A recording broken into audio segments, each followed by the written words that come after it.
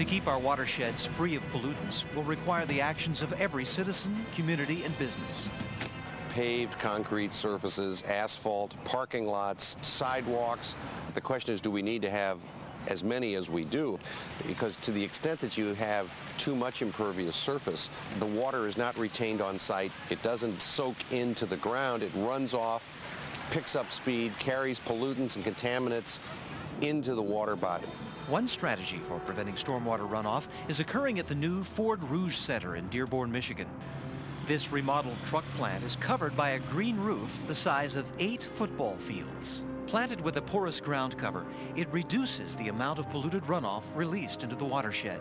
The thing that tends to get the most attention is the 10-acre green roof. But that's really just part of a philosophy that if an area does not have to be paved or built upon, it's going to be green space.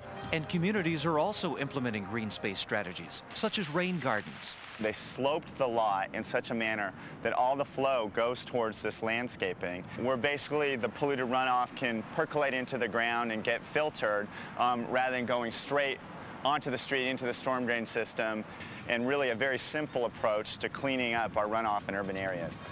But perhaps the most powerful course of action is individual participation.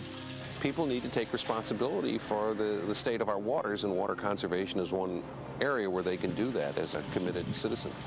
All those things your mom told you, take a short shower, don't let the water tap run while you're brushing your teeth. Taking your household hazardous waste to a cleanup and recycling day.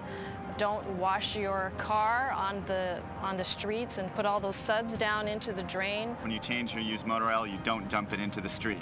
Everybody's got to clean up after their pets. Obviously, that's a big concern.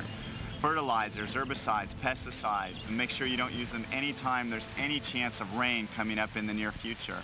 When you're irrigating your lawn and your garden, make sure that you're not overspraying and causing all those chemicals to end up getting into the storm drain system. The only way we're going to solve the problem is if everybody does their part. We all live in a watershed. We all have an impact on our environment. And we must all play a role in the protection and restoration of our valuable water resources. To learn more about how you can get involved and to get a free brochure called After the Storm, visit epa.gov/Weather Channel.